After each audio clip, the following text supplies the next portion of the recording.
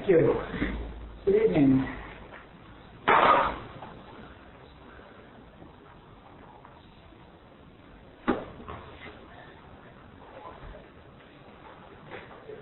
Probably finish up chapter 7 tonight. But first, has anybody been working with Thy Grace is My Sufficiency flashcards? This is not much of a flashcard group, are you? Well, I'll go first again. I've been sending it usually dozens of times a day. I mean, maybe over 100 times a day. I found out that, you know, I have a million little, like, I don't know if they're little managed script events, or they seem too minor to me to even be called script events, but I guess they're based on script, you know, like worries, or, you know, sort of anxious thoughts about, you know, about something I have to do later in the day, or, you know, whether something will get done, or, and so, you know, I've been saying flashcard every time I get a blitz, and I notice, I mean, I get a lot of blitzes that are so small, I didn't even bother doing it, you know. And it really, you know, really keeps the thoughts kind of at bay, just throughout the day. I mean, I've had such a good time with it this week as far as just, you know, it just kind of turns off my mind, and whatever I was worried about, it doesn't make sense if grace is my sufficiency. That's the purpose, exactly. That's why we use them, exactly what we do. It's been fun. I've been doing it a lot. That's the whole point, is that whenever I have a reaction to something, or feel emotions starting to come up, it's time to bring out the flashcard and confront the situation with the spiritual truth and see how it relates. And the interesting thing is that all the flashcards relate to all the reactions and emotions. So they're all that. It lifts you out of it. It's a deprogramming effort, is what it is. It's not like affirmations to affirm power. We're not gaining power over anything, although it does give us a step back, but it doesn't. It's not a healing mechanism. It's nothing like that at all. It's not an affirmation. It's just a deprogramming, because 1,000 times a day we're programmed to think we need something from some other source.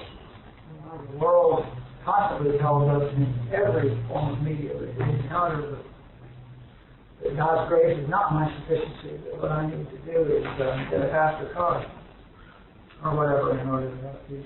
That's what they're all about. Yes? I actually, for the first time since I've been coming to the workshop, wrote it down, and I put it, tried that to the front of my car, like, to spend so much time in the car. So I thought that was a little clever. Certainly is. A good start. You're going to love this week's. It's a good one to take with you. I'm not sure if it is yet. Let's stay on last week's. Anybody else? Even Tina and I were at the chicken at Indian, and reading about grace is my sufficiency. It was coming out of everyone's mouth, and I thought it was so cool that it had spread. You know? It's like, wow, I never heard it like that. But the day after this. Well, the reason we do it all together is that if we're all doing it together, then there's the consciousness of 12 people behind your statement rather than the consciousness of one. And it makes the flashcard so powerful. And we're swapping and spilling over. Swapping over and showing up in the AA meeting. That's good. Or food meetings or whatever. But yeah, the point is that by working on, that's why we all work on the same flashcard. That's why we don't pick our own. And why we've got 100 different flashcards that are purposely so that we use it. We pick the one that's perfect for what we're studying and see how it applies everywhere. So that's good. How use it?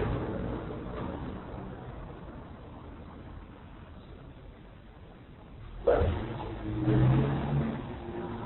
if you do it, you're supporting your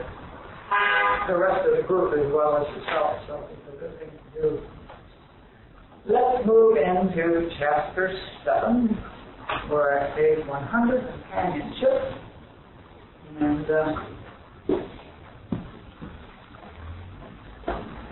these are all short, sweet sections.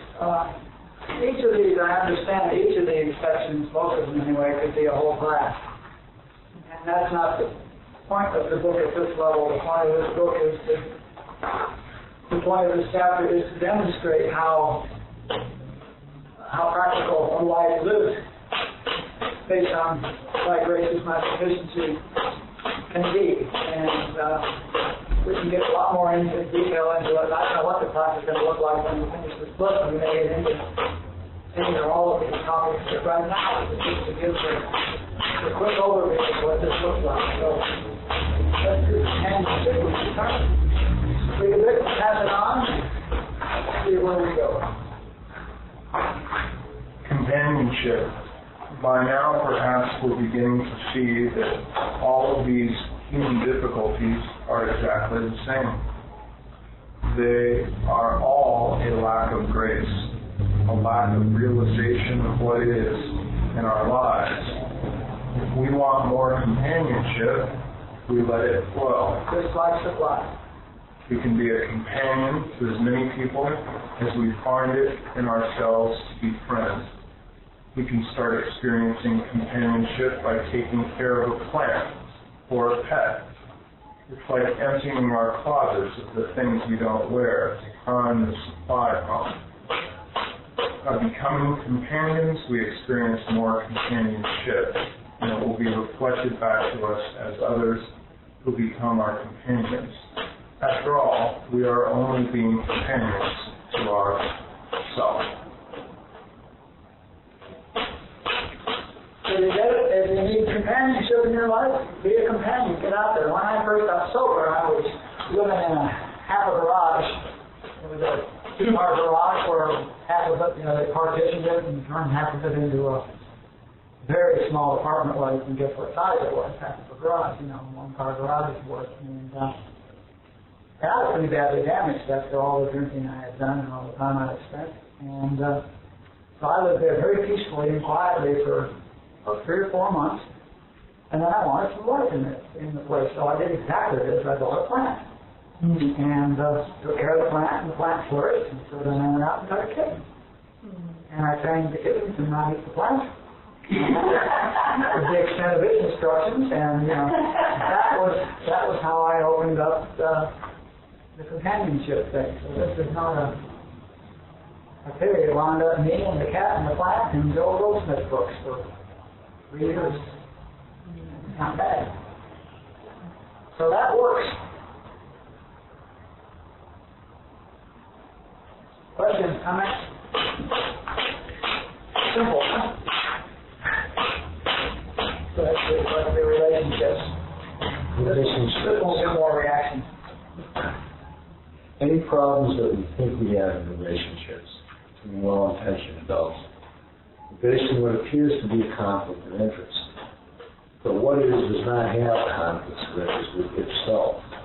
That's all we need to know about conflict in relationships.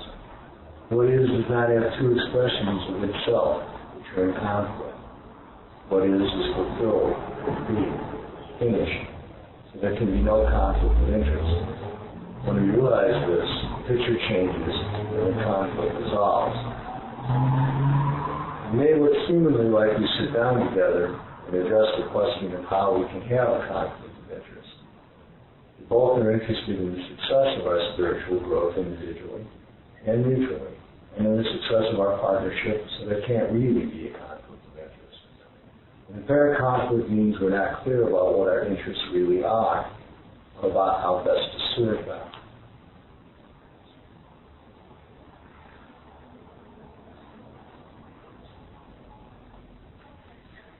We can work with this conflict. We can meditate together for a few minutes, then identify our interests, and see if we still have a conflict. If we still see a conflict, we meditate again and try to realize who we really are, and set our interests again. We keep this up until we see what our mutual interests really are, Then we discuss how to serve them best. And that's it. Now we have a relationship class that is really good about practical steps about resolving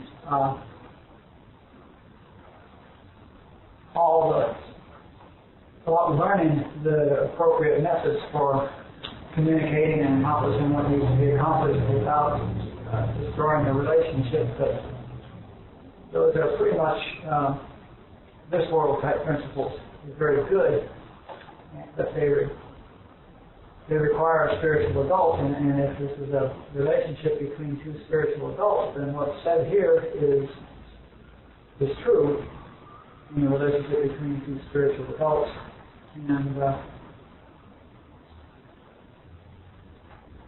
And the whole book has been about the fact that any spiritual adult is what is expressed as that spiritual adult. And so how can it possibly have a conflict of interest with the adult? So there's got to be a resolution right there that the confusion is clearly a lack of identification of the interests. And you may sit down and do exactly that, meditate together for a few minutes, and then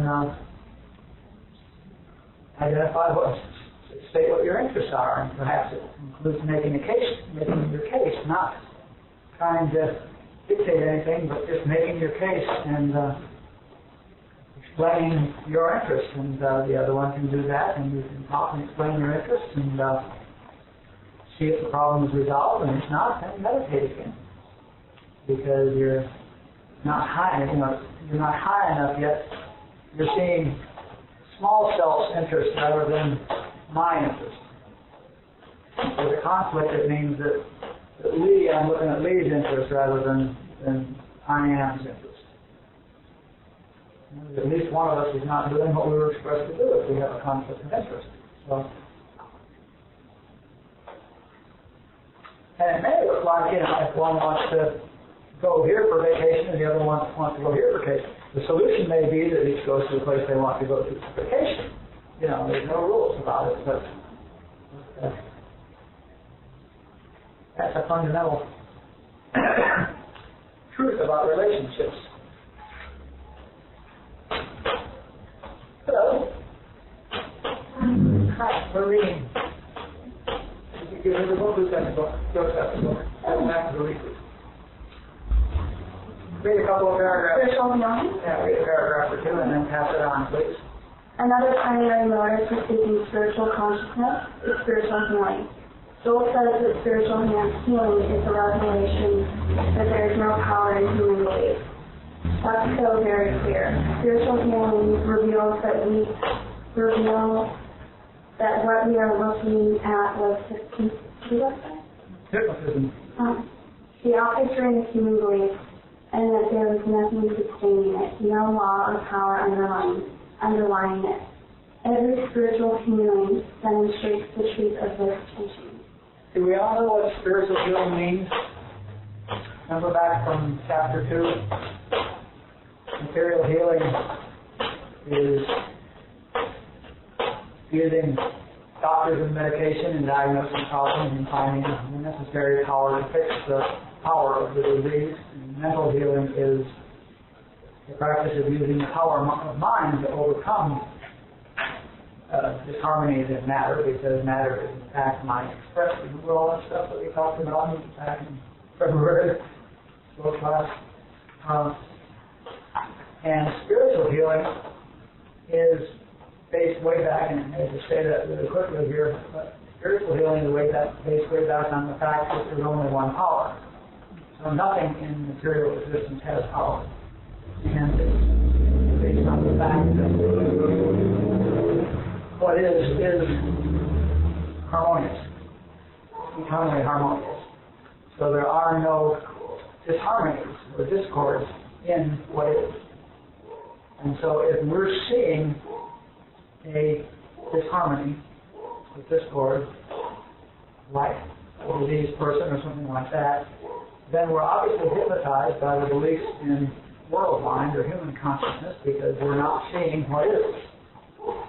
We're seeing what we think is, or what they think is, or what the 6 billion think is, and we're susceptible to that, and that's what I mean by hypnotized. So If we're sitting in discord, we're hypnotized. And spiritual healing means rising to the level in consciousness where we see truth.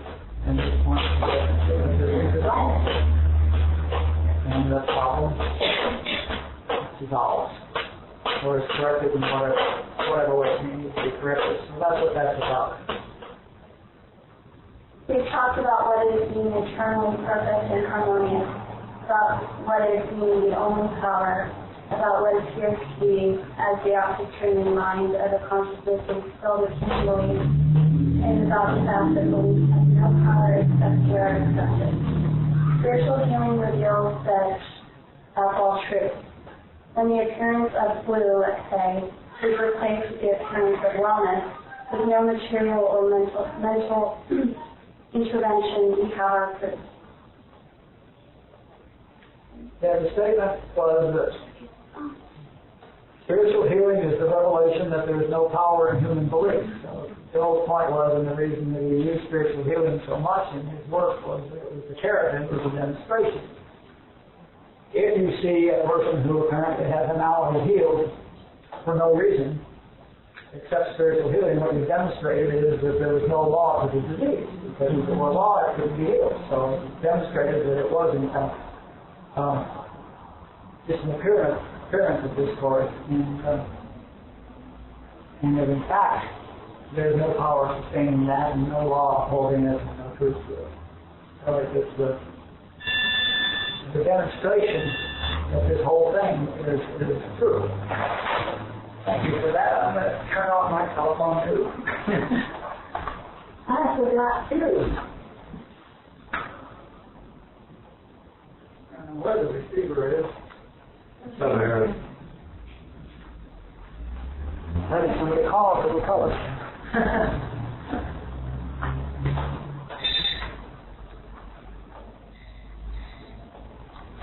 Okay.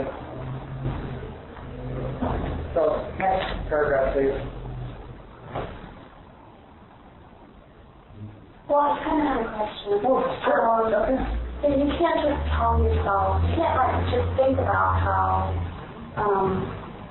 there is no flu. I mean, the awareness law to be there where it's not even a question. You can't just like, or I don't know. Now, there's no power in statements of truth. There's no power at all in statements of truth.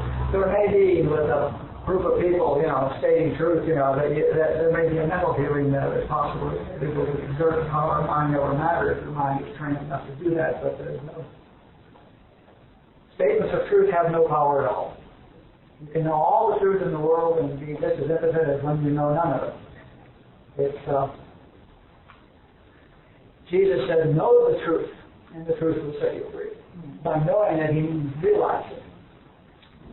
But your technique might be to, let's say in the case of flu again, your technique might be to start your meditation with the statement that flu has no power. And start reviewing in your mind why it is that flu has no power, because God's the only power there is. And then meditate on the power and the allness of God. And by doing that kind of a meditation, almost leading yourself in a guided meditation, you may lift yourself high enough that the symptoms disappear. And also, getting yourself is usually the hardest thing to accomplish because Joel always says that the success of healing is, spiritual healing, is to instantaneously, when confronted with the problem, recognize the lie and throw away the problem and throw away the person having the problem and go directly to God and start realizing the truth of God. And unfortunately, by the time I realize that I need to do a spiritual healing to deal with my flu, I've already bought the lie. I've already hypnotized. It's much easier for me to know you can't have the flu than it is for you to know you can't have the flu when you're 103 degrees temperature. Okay?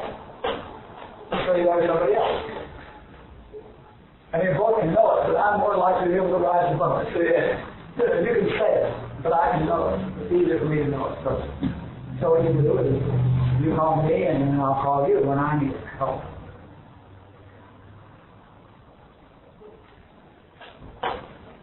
So can I I do that all the time. She calls me when she needs to lift on something, and I call her whenever I need to lift on something. We just,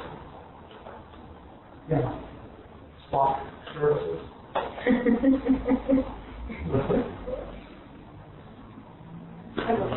Yes. But if that flashcards, a statement of truth, a knowing of the truth, Not that a statement of truth. they are statements. Yes, and they have no power. They have no power. But if you confront a situation with them and begin to contemplate with flashcards, if you're looking at a situation where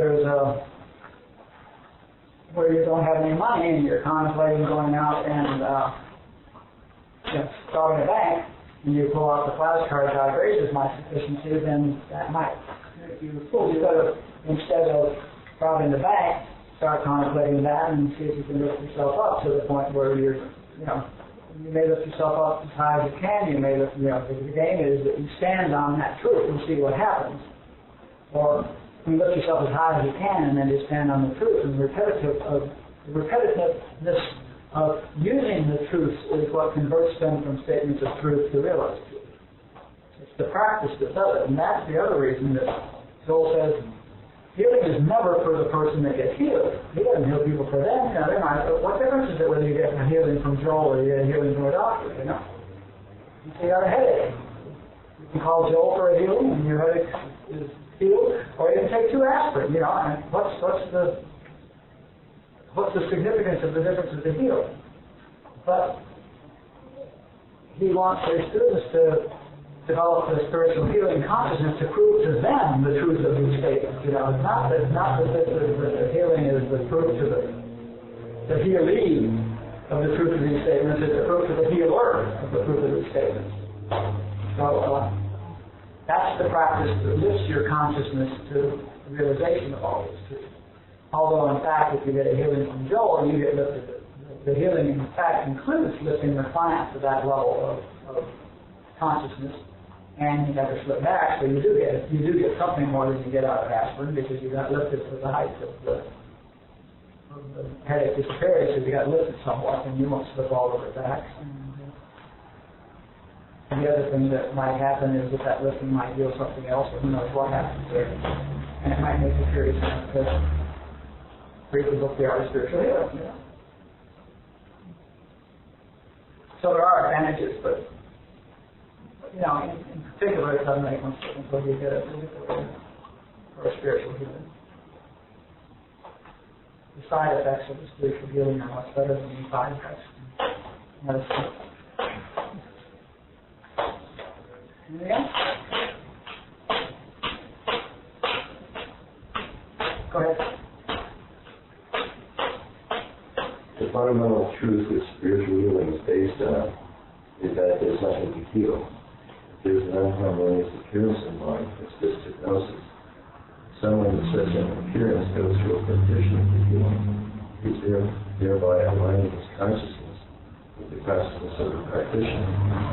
If the practitioner is realizing the presence of what is, the awareness of the what is now will be lifted above human consciousness, and the appearance will change. If you're going to lose new awareness, the disharmony is dissolved, and you say that he or she is healed.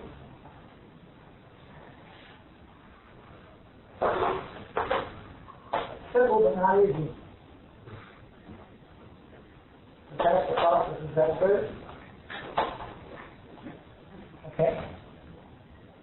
Healing depends primarily on the height to which practitioners can lift themselves. Often that's a reflection of how long they've been practicing. Over the years, as we get more and quicker results, we believe a little more, but it often takes several years to assimilate the principles fully. It secondarily depends on how available the seekers are to being lifted.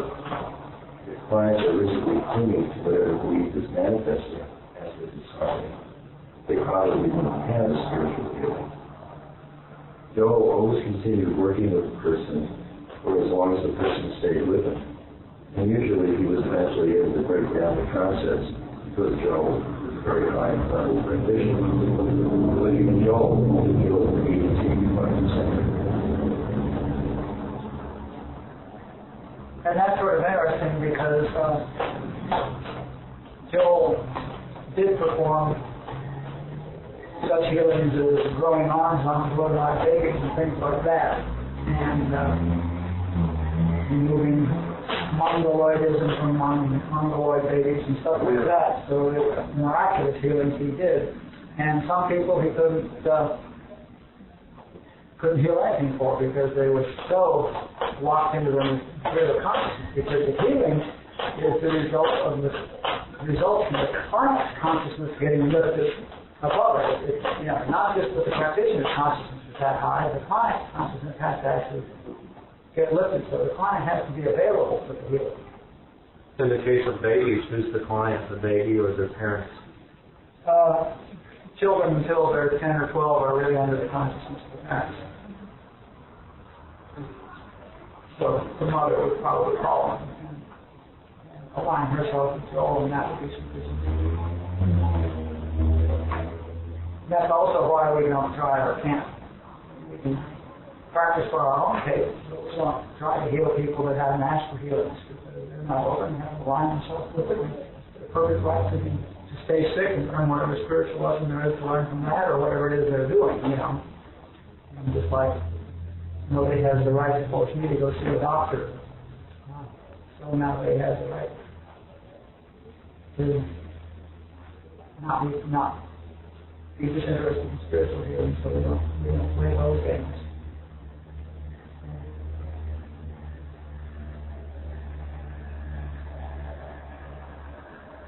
A lot of time, so what else do you want to talk about with respect to spiritual healing? We're going to another page and have to go, so why don't we want to go with this? Yeah. My brother is an illness, and in relation to what you just said, I was wondering, because oftentimes when I think of him, I try, there was another post that I tried to send something, probably healing. And it occurs to me to do something, although I don't think I've never spoken. Well, first of all, if you're trying to heal your brother, you've already lost. Because the consciousness, we don't heal the client, we heal our own consciousness. See, the problem, the hypnotism, is that you think you have a problem with a brother with a physical problem. And it's that belief that needs to be healed. Not your brother, who in fact doesn't have a physical problem. He has the appearance of a physical problem due to the hypnosis. Okay? So the work has to be done on yourself. So the healing is always I have to heal myself. And even if you see a problem with somebody that haven't reached out for it, you want to correct that. You don't want to say, oh gee, there's a guy with the flu. If you look at somebody and say, wow, he's got the flu, you need to correct that immediately. Because as far as human consciousness belief, and what you need to do is immediately correct that, say he appears to have the flu, he doesn't have the flu, and work within yourself until you've corrected that error within yourself, until you realize that he doesn't have the flu. And not expecting any results because he hasn't asked for help or allowed himself to help, but you, for your own sake, want to correct that error. So you do want to do that. And the third comment I have to say is it doesn't matter whether he's on the East Coast or where, because consciousness is omnipresent. Your consciousness, which is the consciousness, is omnipresent. So had he asked you for a healing, it wouldn't matter if you were there or in your room or on the East Coast or in Africa. Joel never went anywhere. He healed people all over the world. It made no difference. The distance they were at. Because consciousness is omnipresent. I think it's time to low enough now that we can stop the rattling.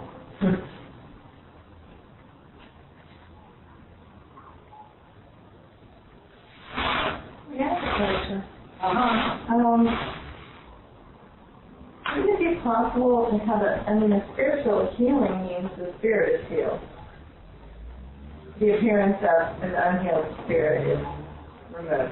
And that a physical reflection of that may or may not follow. But it would be entirely possible to have a spiritual healing and have a physical, unattached body that would reflect someone else's understanding of illness, like Robert, for example. So that the spirit being healed may or may not reflect outwardly, but the attachment to it being illness or being the body could be removed. Yeah, I believe that's true. I mean, I don't really know the details of how this works. We don't have nearly enough experience around here with spiritual healing to know much about it. I really hope we get into that and try to develop some spiritual healing science around here. It's the greatest carrot in the world.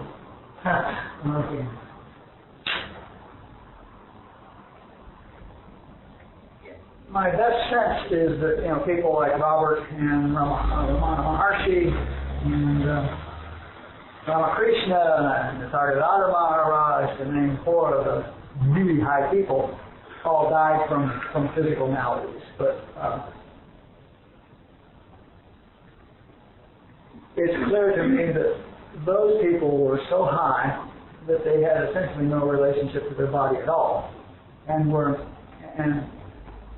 saw nothing wrong. Robert, I was with him for years, and he did not have a physical problem. He did not have a body. That wasn't him. It was very clear to me. He told me more than once. He put his hand finger on my chest, and he said, that body is not my body. And then he said on his check, and this body is not my body. Or he said, this body is no more my body than that body. And, this is not a body. Healthy appearance or a sick appearance made no difference to him. It's not a body. And he always knew that, so we never know. And the same, the other three people I named were of Robert's level of consciousness. So on the Hawkins scale, I think all deaths are all above 700. Dr. Hawkins himself, however, when he rose to that height, had a complete physical healing. His eyesight problems all went away, and all sorts of things went away. Okay? And yet, Joel, who was this amazing spiritual healer, was unable to heal his second wife when she died of whatever, heart disease or something like that, and he also had 2 heart attacks in his later life. So it's an 85% thing. Joel is an 85% healer. And Joel was a Jesus-like healer. I mean, he was healing people, and he was stopping hurricanes, and he was doing just amazing stuff.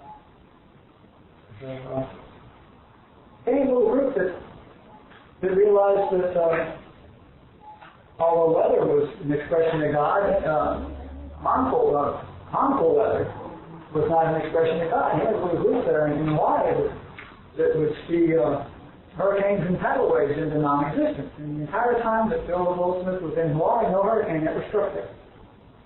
When he looked at it, no hurricane struck Hawaii while Joel was living there.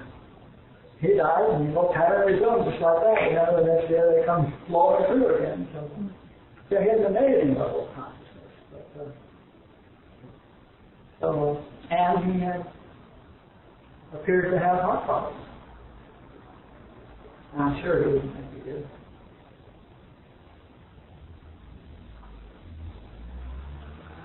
Yes. Is it correct that when he died, that there were only 5 people who were not certified teachers, but who he felt could teach in his footsteps? No. That's not correct. There's a text that we have in which he introduced the 7 ladies that he sent out into the world to teach. Mm-hmm.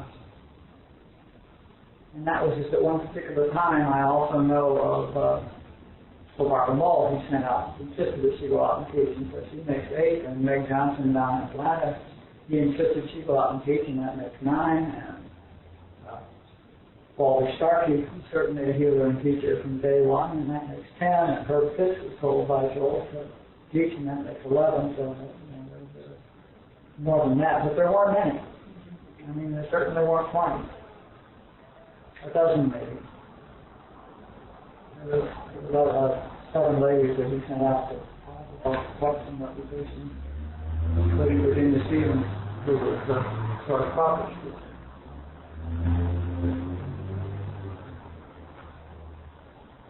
So he actually, he had 12 people that went out, and they're all spiritual healers, all profound spiritual healers. So Joel had more disciples that went out and healed than Jesus did. Jesus had 3 that there's any actually apostles that talk about any significant healing, and there's nothing significant like Joel or like any of these other ladies. And of course, he got Paul. Well, we give him credit to Paul, even though he had to blindside him on the road to Damascus 40 years later after he left his body. But so Joel had more healing disciples than Jesus did. He also had 20 years of ministry and working with some of these people where Jesus only had 3, so that made it significant. But Jesus said, you know, greater work shall you do than I have done. So he could have, he wasn't bugging himself.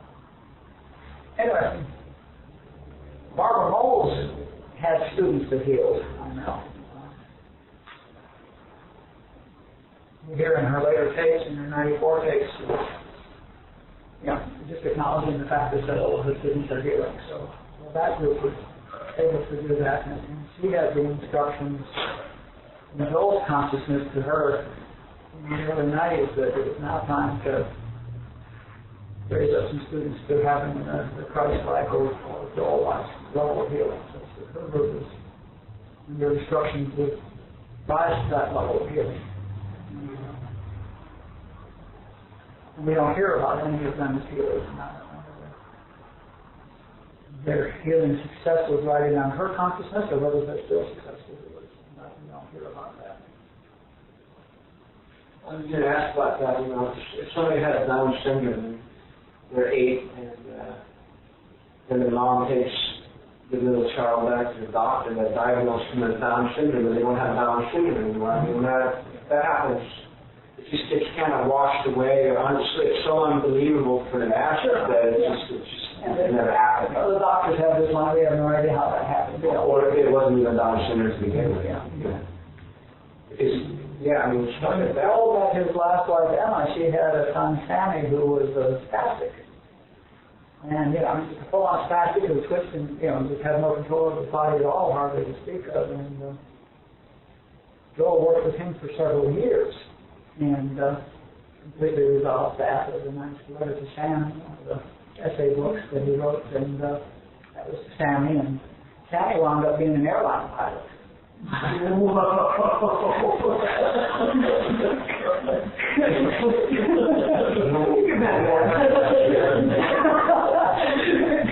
So that works.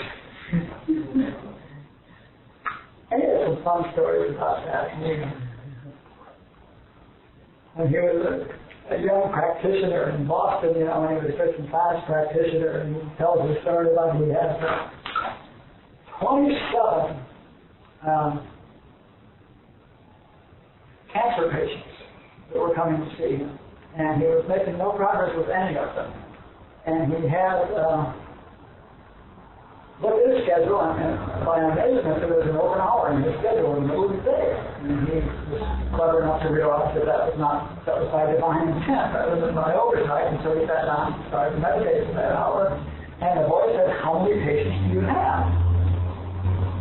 And Joel said, 27. And the voice said, "No, 1. And he said, "Oh!"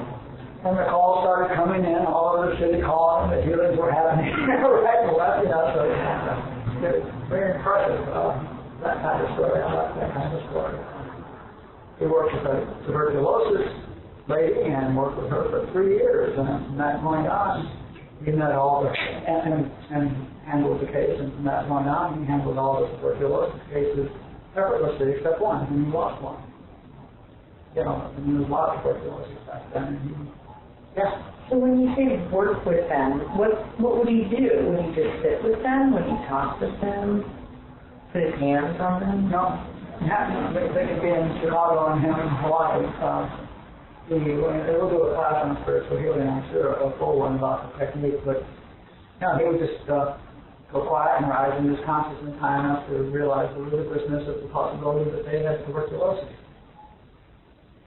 If you were, there was no such disease as tuberculosis because only God is there, and the tuberculosis germs or whatever the hell caused it had no power because there's no law to it, and he'd get very quiet, and he would hear the voice say, "This is my son in whom I'm well pleased," and the person would reflect back all of a sudden. Although when he was first working, he was writing this letter, he was writing this woman every week and sending her spiritual truths and lifting her consciousness and working with her for years trying to break through the first one. But he was, not that strong.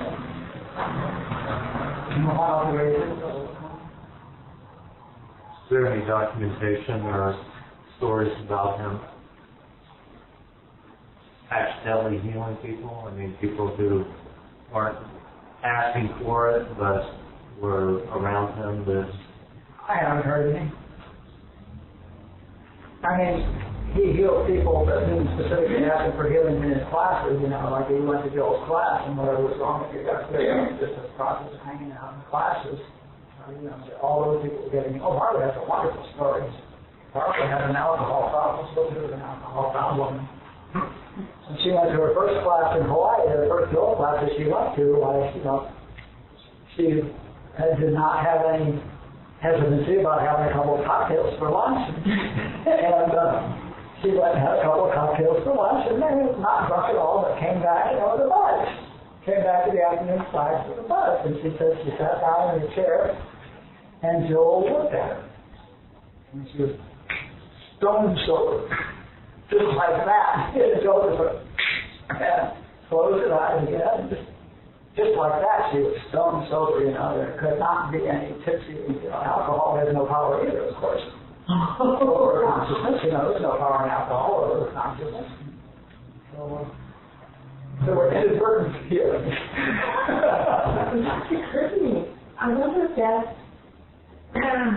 people are about to get sober, when they drink and can't get drunk. It just occurred to me that, consciousness is listed where it doesn't work anymore.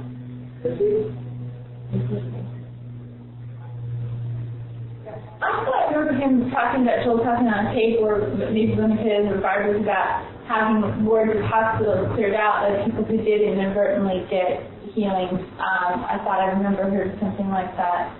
Like, people who were affected by, I've heard some story like that, but I wasn't sure it was attributed to Joel. I wasn't sure he said that was the case, and I haven't heard that. I seem like I heard something once, but there's two or three things that I think I've heard on Joel tapes that I have not heard again in 20 years. And I'm suspicious that I'm getting that actually true. But yeah, I thought I heard that.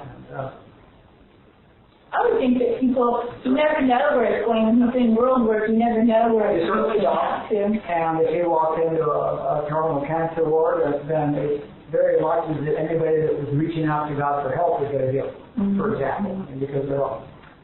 See, you don't have to be attuned to Joel's consciousness. You have to be reaching out to Christ's consciousness. Because it's the Christ consciousness in Joel that's doing the work. And if you reach out to Joel, you are reaching out to his Christ consciousness. But if you're inadvertently just reaching out to Christ consciousness or Allah consciousness, same thing, or Buddha consciousness, same thing. So if you are reaching out, in fact, he says that world work, that if you're meditating and anybody in the world who's at that moment reaching to God for help may get it. You'll never know that happened, and you'll never know where it came from, and it will help. So, because consciousness is omnipresent, there's only one, right? See, that's what happens when we get struck sober. When we're reaching out, and when the obsession is relieved. It certainly explains the moments of clarity. Yeah, so that's what I meant. Yeah. And, because usually when I've had a moment of clarity, when I've been using having relapses, it's followed by I'm not But it's alcohol. And certainly there is a conscious, you've got to understand how AA works. The reason AA works and nothing else works is that there is a consciousness in AA that alcohol has no power one day at a time. And if you come into that consciousness on a daily basis, you're going to get beaten into adopting that level of consciousness. Or if you come in there reaching out for it, you're going to have that happen. It happened to me. It's clearer than hell. I walked into an AA meeting because my girlfriend had asked somebody for help, and they had taken her to an AA meeting, and she said, "Why don't you come with me?" And I went purely to appear to support her because I knew that she'd be drinking in 3 days, and if I didn't support her, she'd blame it on me, and I'd have to listen to her shit for 6 months. That's my resistance to it. That's my total reason for going to AA. Now, all this stuff that I have to have is my reason. That's my total reason for wanting to go to AA. The other thing is the AA meeting was at 8:30 at the old club. I started drinking at 6 in the morning. So guess what kind of shape I was in at 8:30? I walked into the AA meeting drunk at 8:30 with no interest in getting sober. And I walked out and went home, poured out a bottle of shot, and I haven't drunk since. I mean, was that a moment of clarity and a lifting by the consciousness and everything else you could think of? I mean, that was a healing. Because the only word that was a spiritual healing. What happened to her? Huh? What happened to her? She was sober for a month or two, and then she decided that, yeah, alcohol was not good for her, but the Quaaludes were really her friend. So she was out again for, I don't know, a month or so, and then 3 years later she was out again for one reason or another, and then 10 years later she was out again for a month or so because of a problem with her daughter, and she's been sober ever since. So she has 30 years of sobriety, except for a month and 3 weeks. Standard process. So she's sober. She's been sober 20 years now. But she didn't have my experience. I had spiritual healing. It wasn't from a old Goldsmith. It was not a moment of clarity. It was that I so badly, I had no idea of how badly, I wanted that. I used to have sober drinks when I was drunk. Yeah, we had drunkenness when we were sober. I used to have dreams that when I was drinking, I used to have dreams that I was laying on the floor, helpless but not drunk, and people were stepping over me because they thought I was drunk again. And what I really was in great need of help. So there was something inside of me that really wanted to get sober and get started on this work. The fire got struck that night. Yeah, clearly a spiritual healing. Yeah. So when Joel was ill, or you said he had heart problems, and Robert Adams had Parkinson's, did they ever seek medical help at all, or did they just meditate through it? Robert certainly didn't seek medical help. Robert could care less what his body was doing, what it is. I don't know what his role. I'm sure people immediately, because they just had entourage on, I'm sure they immediately brought all sorts of doctors around him. But I don't know whether he asked Lorraine or one of his ladies for reading or not. I don't know. Neither one was. I'd say neither one was severe, but one of them left his body dead. But that night he also decided to go.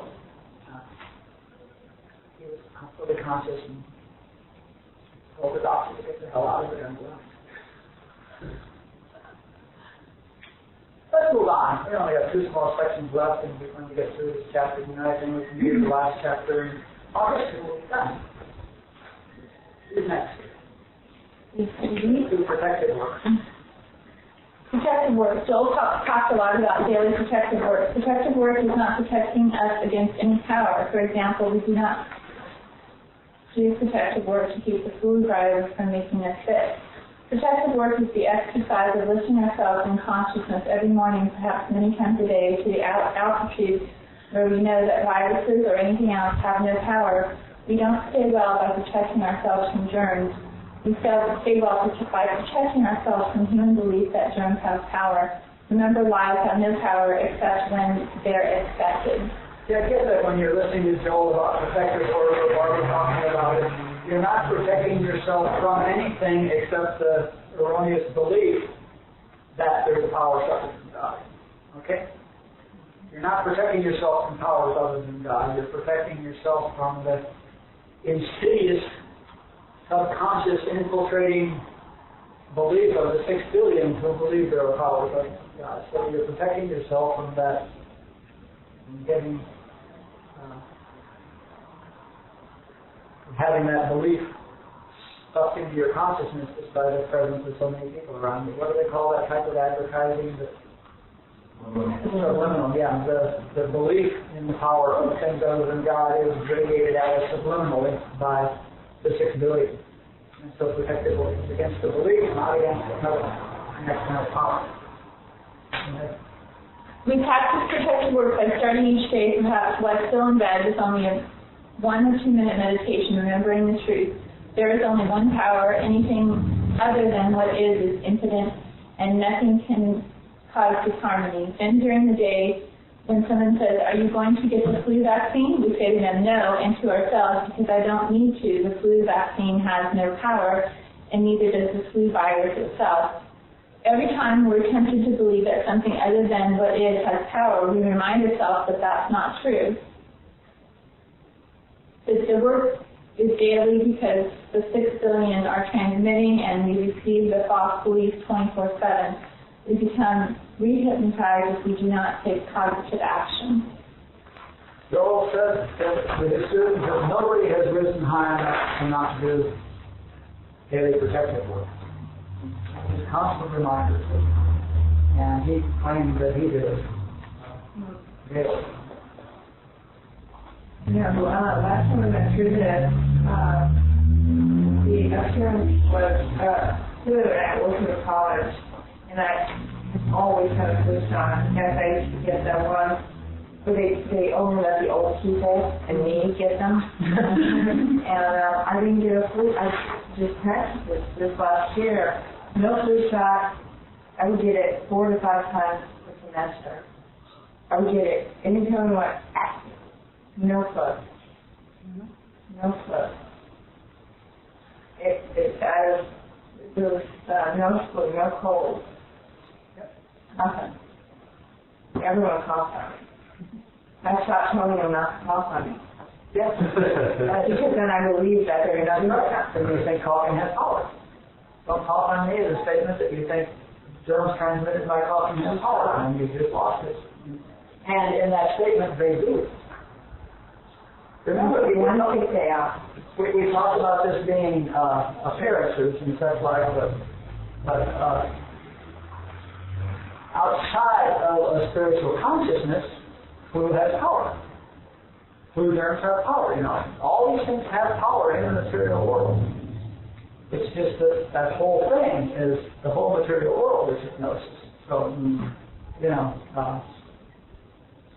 as Barbara said, you know, the devil, or as Jesus said, the devil is Lord of this world. And by that he means that the human belief in good and evil is the power, the active principle that runs the human world. Okay? And the healing statement is that in the presence of a realized consciousness, there are no powers other than God. So believe in time confession. Got that. Practice. None of these truths will have any impact unless we practice it. Knowing the truth intellectually has no power. Practicing self-consciousness. Every time we're tempted to word unemployment, we remember what is not unemployed. Every time we're tempted to try some shenanigan in business, we remember there is no competition. Every time we're tempted to take a vaccine, we remember germs and viruses have no power.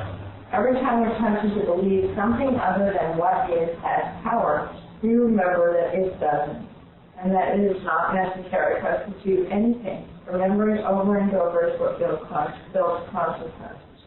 As we practice, we become more deeply aware of truth. human consciousness will always believe that flu virus has power to cause flu. But if we continue to remind ourselves over and over that it doesn't and it can't, we become more and more confident of that truth. We go deeper, not intellectually, but spiritually, and this deepening results in less flu, fewer colds, and fewer disharmonies in our lives. Mysticism is completely impractical as far as human consciousness is concerned. So we can see how very practical mysticism is when we attain the experience of living a life entirely by grace, which really means living the life that is truly ours already, experiencing in this moment the fulfillment, harmony, and joy that is ours.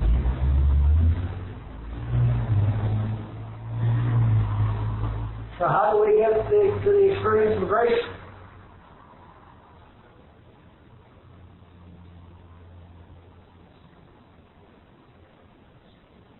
How do we get there? Yeah. Through realizing, having the awareness of, and through meditation. Scared,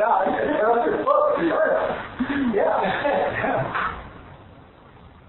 Having grace in our life is the result of realizing the presence of God. Realizing the presence of God and realizing the presence of grace are synonymous. How do we increase our realization of the presence of God in our life? Practice. So we have a very short practical practice that we can do to increase our awareness of the presence of God. It's called the awareness exercise. After the awareness exercise, in 1 month you can learn to realize the presence of God and start living a life by grace if you're not doing it now. In 2 months you can learn to realize the presence of God at will, thus living a life by grace. If you don't, I don't care. I know that's possible. Joel, of course, had this amazing healing ability. The only reason he could heal 135 people a day, which was his average for years, was that he was always, he maintained himself 24/7 at that elevated level of consciousness, so that he didn't do anything. More healing stories. Joel has stories about people who would send him people sent him a telegraph to his office in Hollywood asking for help. Joel was in Hawaii, and so the telegram was mailed from Hollywood to Hawaii. Meanwhile, the person had learned that he was in Hawaii, and they had received the healing, and they had mailed a letter to Hawaii thanking him and sending a check. And he got the letter thanking him and the check before he got the letter containing the copy of the telegraph. Now, how did that work?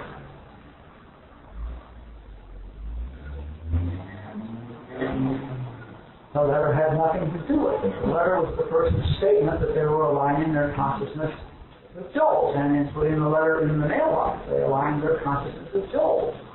Joel doesn't need to know who's reaching out to him, and Joel doesn't need to know that somebody's doing it, and Joel doesn't need to know who's being healed. Joel is at the level of consciousness where they reach out to Joel's consciousness, who is at a Christ level of consciousness, and he gets lifted, and they get the healing, you know. He laughs about the fact that most people get the healing a day or two later, because in their mind they think that's when he'll get the letter. So they prevent the healing until he gets the letter, because that's the way. But the consciousness is omnipresent. Why wouldn't it work right now? No reason, but all healings can't be instantaneous except for insufficient altitude in the practitioner or wrong beliefs, rigid wrong beliefs in the plan, like I can't get the healing until he knows about it. Until he knows I've asked. Because he's got to do something. An easy mistake to make, thinking that Joel had to do something.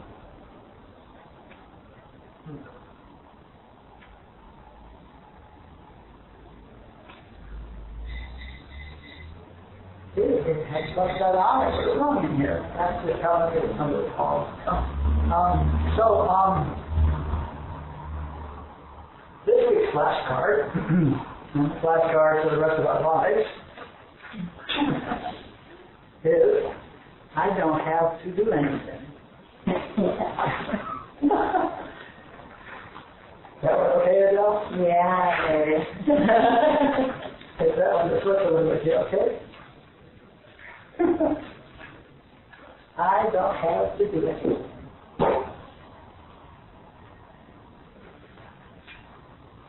Just sit in the sun.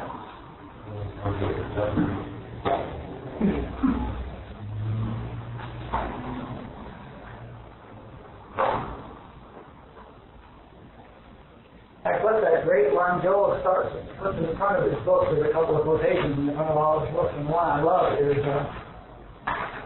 except the Lord builds the house, they who build it labor in vain.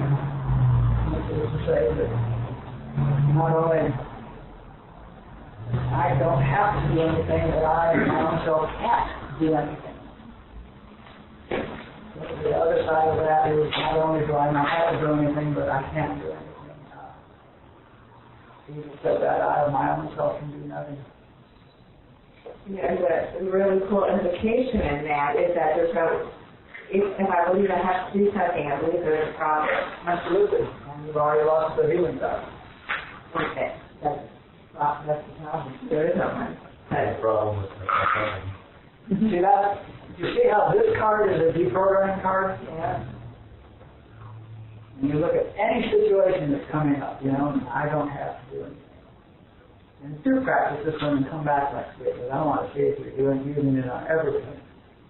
I don't have to figure this out. I don't have to think about this. I don't have to make a decision. I don't have to fix this. I don't have to correct him or her. I don't have to do anything about this case. Yeah. Last weekend, at the beginning of the week, I was working on there are no problems. There is no problem. And one of the students of the other teacher was acting out. And at first I confronted him, but I pulled back and just let it alone. And the next time I saw him get even a little bit more aggressive, I said, there's no problem. And on Thursday, he acted out so badly in a group of other parolees that they came in and arrested him and took him away, which basically was what he wanted, I guess. But I didn't have to do anything. In the past, I would have had to do something out macho or pull rank or something. And exacerbate the problem in doing that. Exactly. And I really got to see that. Good. Really good. It would be absolutely amazing.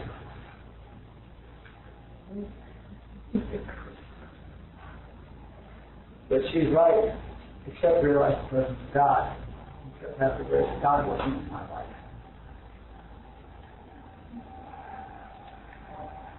When you don't have to do anything, does that mean your body, or you mean little I?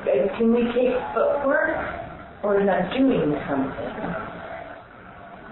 I mean, I think we talked about this, but I just want to.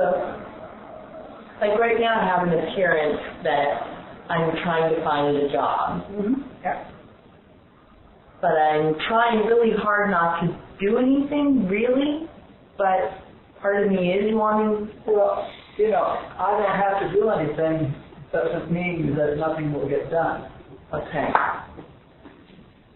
It means that I, the life, don't have to take responsibility for deciding what to do and do it. If, in fact, you're transparent, then God is living your life and doing what the hell it wants and doesn't require your involvement at all. On the other hand, if you're not transparent at all, you're obsessed with doing things and taking care of yourself. And we're talking from moving from that position to the one where you're completely transparent. And as long as you think that you have to make a decision, then you're entrenching yourself in humanhood and in human thinking. That I have to make a decision or I have to take steps. That I have to decide what to do, but it doesn't mean that steps don't need to be taken or won't be taken. Not the same right word. Steps may well be taken. And in fact, you may find yourself, I used to play a little exercise with myself years ago about I don't have to do anything because Robert said, you don't have to, he said literally you don't have to do anything. And, I used to lay in bed instead of trying to make the decision, should I get up now or not, or do I want to stay or not. I used to lay in bed and I would refuse to make that decision, about getting up. I refused to make the decision to get up. I never decided that I'm going to get up now. Every time I decided I'm going to get up now, I said, no, I don't have to do anything, Now you think I'd probably still be in that bed, wouldn't you? That sounds like where to go. But the fact is, I'm sitting there saying, I don't have to do anything, and I suddenly find myself in the bathroom brushing my teeth. The body got up and did what, the minute my thinking wasn't doing anything, wasn't focused on it, the body just got up and went in, took a shower, and started brushing his teeth, When I got distracted into thinking about something other than working on that problem, then the body got up and did what it needed to do. It took a shower just fine, right on schedule, and got the teeth brushed and didn't want to go for anything, And that happened day after day. And I could even sit there and try to watch to the point where I lost track of it, and it didn't matter, I didn't have to do anything. The body was perfectly capable of getting up and taking care of itself and getting to work. And Robert never had a thought to initiate anything. He just watched to see what he would do. He showed up to every Satsang right on time, and showed up to every class right on time, and ate every day, and, he didn't have a problem. And I think that's what we're doing anyways. I'm under the illusion that my mind is making a choice about something, and then I attach this happening that I was doing it. That then you can, it's still just happening. The only difference is you just take away that the reason why it happened is because I made it happen. There's no, whatever's going to happen is going to happen. You think it's your part of it, or there's no part of it. And that's where I'm at right now, and I'm seeing that things are getting done without me. Like old conditionings, I'm reconditioning myself, and I've thought I have made something happen for years. And now I'm stopping thinking that making that happen is happening anyway. So I'm not doing anything. I have never done anything, and I will never do anything. The only thing that's the difference is that I'm thinking, I used to think that I was doing everything. So we had this discussion about a month ago about cause and effect. Yes. Namely that there is none. Okay? Now, if there is no cause and effect, absolutely no cause and effect, how can your thinking have anything to do with your behavior? That's the point Patrick's making. Yeah. Very scared and very liberating. Perfectly said. Yes. Oh, I forgot what I was going to ask you. Who did? Yes. I think I've heard Robert say that your mind is not your friend. Ring a bell? I heard. Does that mean the body is not my friend too? If I'm not the body, I'm not this mind. Well, what he means by that is the thoughts that are running through your mind are not your friend. He uses mind differently than we use mind. He doesn't use the word mind as the space in which all of this is manifesting. He uses using mind. Let me paraphrase that. Your intellect is not your friend.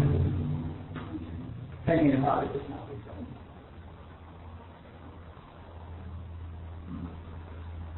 But he would never say that, except in a particular context, because in fact the body and the mind is not your friend. It's not a friend, but it's not an enemy either. Irrelevant would be his attitude about your mind. Or your intellect. Irrelevant. What it thinks. Because again, you can't take possession of those thoughts. It's thinking has nothing to do with you.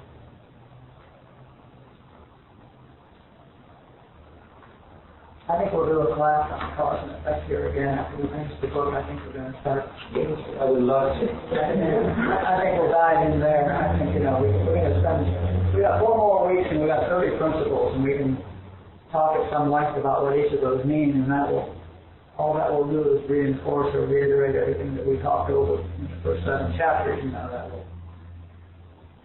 Because to understand, we have enough information to understand all of these principles perfectly now. And not realize them, but understand them. And we'll review that for the next 4 weeks, and that will be the end of August, and that will be the end of this series of classes. And we got 2 months in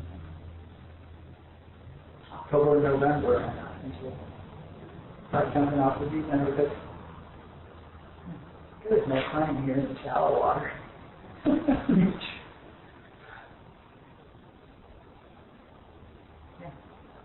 Well, I've kind of a question, but I'm trying to think of what it is. Okay. About the body, just kind of happening, doing whatever it's doing spontaneously, regardless of whatever it is you're thinking. And I know that that's what happened with my thinking. The thinking of, I'm not going to get out of bed, I don't care. It's happening spontaneously in itself. And I have no control over that either. And there's no thinking about how I have no control over that, unless that's just another thing, But I guess I'm wondering if it's all preordained or if it's, I don't really know what question it is. It's just a little confusing, almost frustrating, but then it doesn't require my thinking, Yeah, preordained. I'm not sure if it's a disassociating or if it's being the observer. Preordained is not a bad word to use. The only problem is that preordained assumes that there's a time sequence involved in the whole thing, and that's not true. The fact is it's already done. So it's our view of it. Oh yeah. How did you get here? I wasn't thinking about it. I just stepped off the end of the diving board. Yeah, what is outside of time. Right. Time is, and what is outside of space. Space and time are both maintained in the mind. As we demonstrate all the time, and we have dreams at night, and dream a several-hour dream in a matter of a second or two, and create all the space in which to have the dream, which when we wake up isn't anywhere. The question is, where did that time go and where did that space go? It didn't go anywhere. It never was. Okay. So time and space are created in the mind, and they're not just arbitrarily created in the mind. It is my positionality as a human being that in order to see something, I think I have to have space in which to see it. Okay? And the minute there's space, and there's 2 things in space, we got time, don't we? The time to get from one to the other, or switch my attention from one to the other, or something like that. So my mind is creating space in order to see individual things, and time comes along with that. What was I going to preordained, okay? So the activities that I see in life, in my life, have a flow through time because of my positionality in doing this. And yes, in that sense, if you're looking at it in that sense, certainly it's preordained. Robert said once, quoted Ramana Maharshi, Ramana Maharshi was sitting there and being asked about preordained, and he raised his finger and lowered it. And he said that gesture was determined before I took the sight. So the reality was that gesture has always been determined, and there couldn't possibly be a universe without that gesture. And it's not over time. It's just what it is. We're looking at it over time. It's just what it is. And so even predestined doesn't quite work. What? Even predestined or predetermined doesn't work. But in our time concept, that's a perfectly reasonable way to look at it. And including the thoughts that come along. Absolutely, they're part of the package. They're not ours either. That's just part So of it's it. like these are the thoughts you can't even express. See, that's what we were talking about. We were talking about that kind of thing. Because we believe in cause and effect, because we're conditioned to believe in cause and effect, we think thoughts, the effect, must have a cause. And the only cause we can find for that is ourselves. And so what happens is we erroneously take ownership of the thoughts. Okay? And start thinking in terms of my thoughts. And similarly, there's a lot of that back here. And I knew you'd hear that. And similarly, activities. When something is done, when this hand picks up this pencil, there's been a doing. Conditioning says, therefore, there has to be a doer. I'm the handiest one, what are the cat, you know? So I take possession of that doing. Okay? And in this process, I construct an ego that thinks it's thinking and thinks it's doing. So who ties it all together? Can't go there. But that's the way it looks, and it's. I mean, it's like, who's speaking? Where did the thought come from? Before you thought it.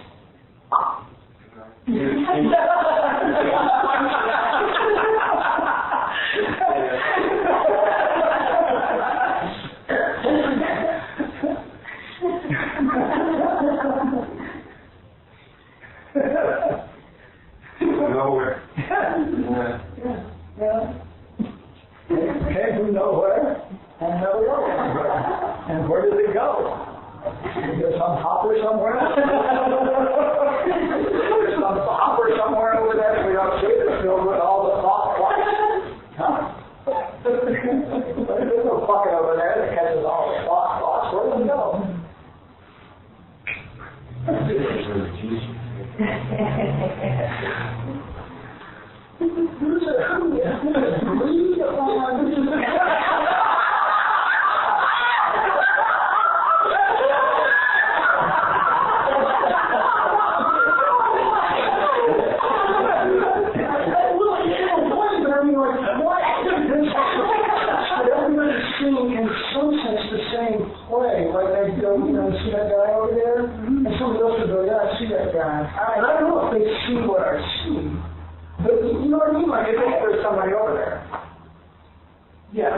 Distinct from you.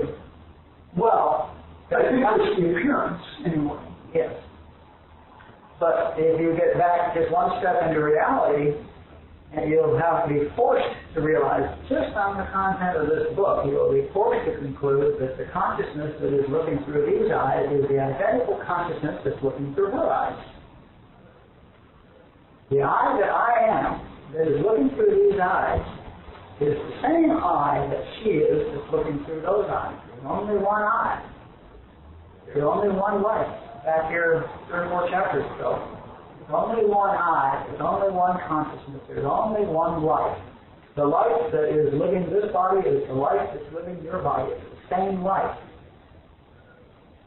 That's an expression of the life. This is an expression of the life. That's an expression of the consciousness. This is an expression of the consciousness. But I am looking out through her eyes, as well as these eyes and everybody else's eyes. The eye, big eye. I am you. Absolutely. You're you. But I haven't had an experience with that so long. Sometimes I feel that when but just the loving, but get the eye right. That's the eye that is, you know. When I say I am the only eye there is, I got to get, and it's not even the individual expression. I. It's not myself small s, it's not myself big S, it's self. But that is I, okay? But you got to get back there before you can see that. But I've seen it. I've had an absolute awareness. I mean, I haven't seen through your eyes, but I have seen at the level that it can't not be true. That I am the only I do. That can't not be true. That's the depth of my realization on that. That's just recently. Something that happened this month that I really saw. I've known it.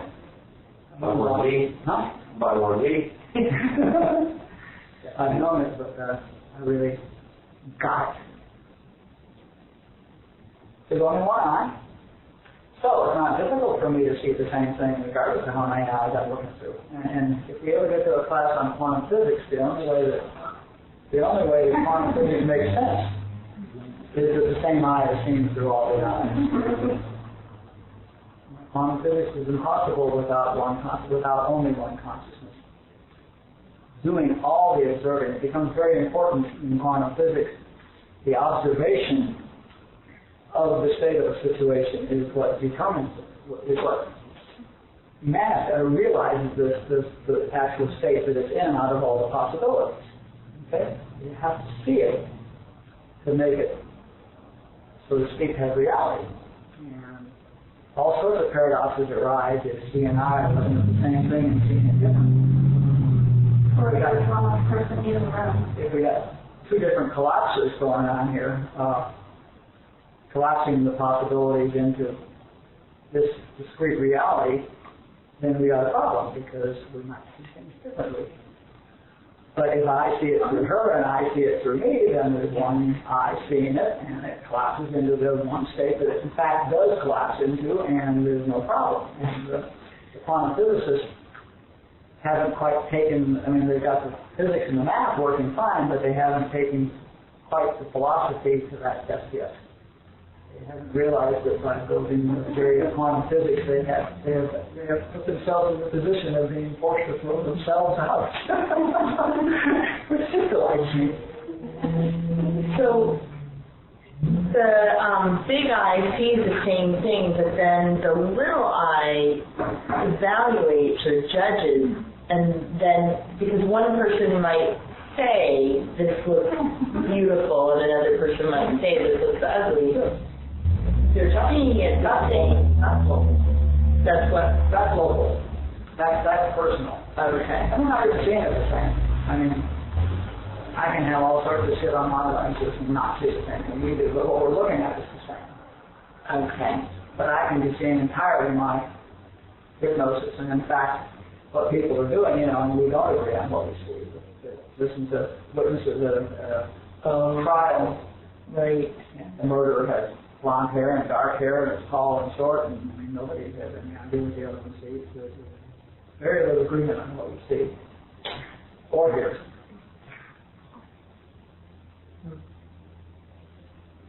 Okay, if you and I look at someone and see that person differently, is either one of our perceptions what the person is naturally? No, if you're seeing a material vision, if you're seeing a material image, that's not her. So I have to see God image. You can't see a God image. Well, be aware of it. You have to realize the spiritual being there. But all the physical manifestations, the material manifestations, It's all in human consciousness. That's all world mind. And we do have different views of this depending on all sorts of things. But they pretty much agree. They both agree that Dan has blonde hair, for instance.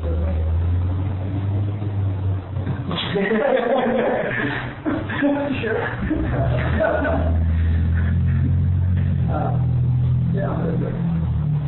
We are seeing human consciousness as a viewpoint, except that I can see, I can have the paranoid schizophrenic can see something radically different, or see something that you don't see. As I can when I'm hypnotized. I can be hypnotized into seeing a bear sitting on that pillow right there. And you guys don't see it. So we're all hypnotized.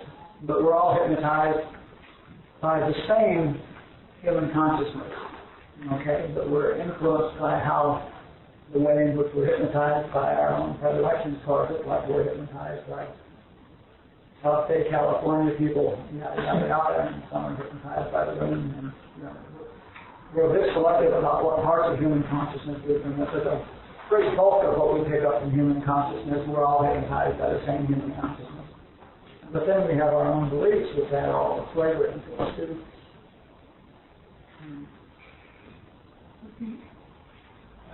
Unfathomably tricky part to me is that consciousness manifests itself in the appearance of,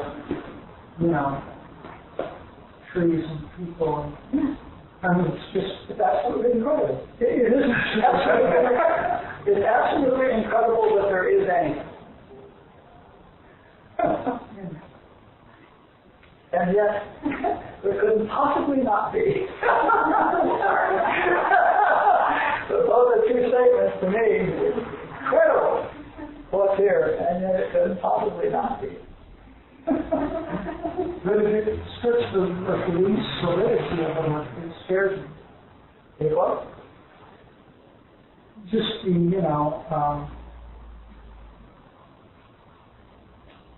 human consciousness is such a false kind of anchor, something to grab onto. And,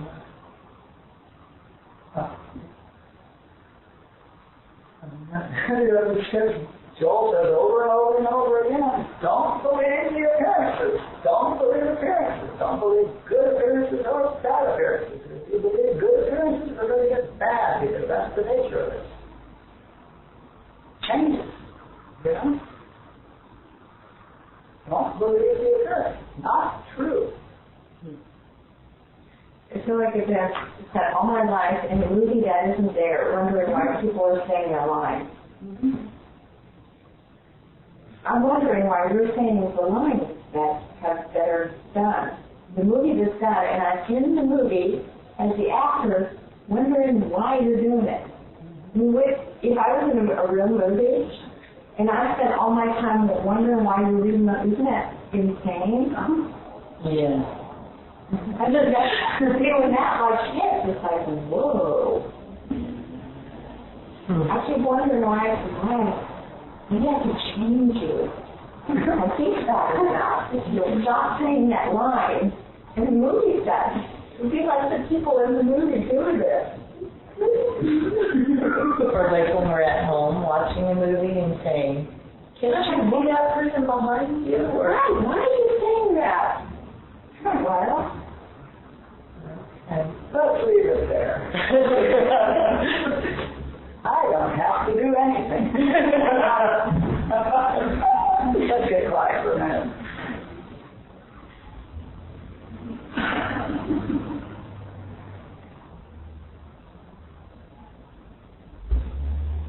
Okay, thanks for coming. I love you all.